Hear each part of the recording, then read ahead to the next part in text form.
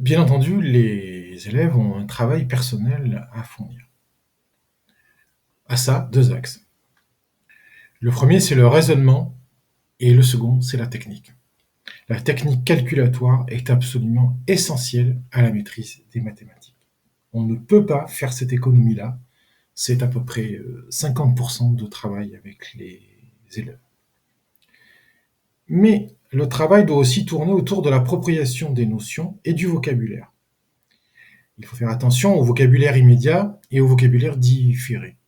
Le vocabulaire immédiat, c'est celui qu'on a en tête, que l'on conçoit, qui se réfère à une sonorité plutôt qu'à un sens précis des mots, à une sémantique.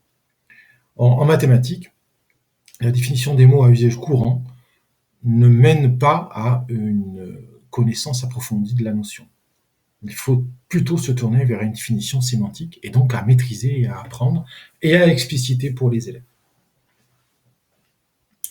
Ensuite, l'histoire d'une notion, l'histoire de notions au travers des âges peut apporter un éclairage sans y consacrer trop de temps, sans perdre du temps. C'est un domaine à exploiter et qui est assez intéressant.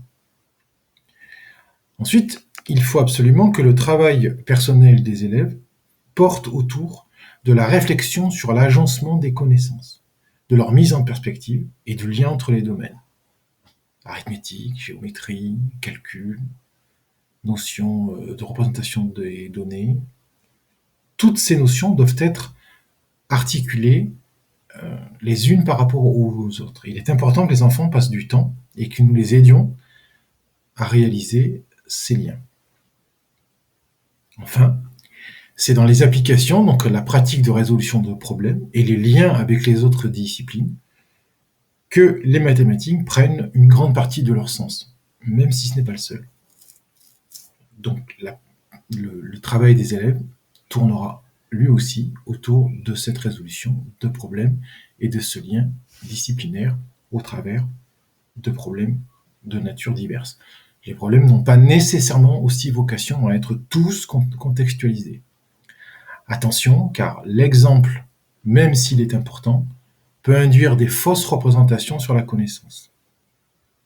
Si on ne travaille avec les pourcentages que sur des histoires d'augmentation ou de diminution de prix, les enfants associeront la notion de pourcentage à celle d'argent et de prix.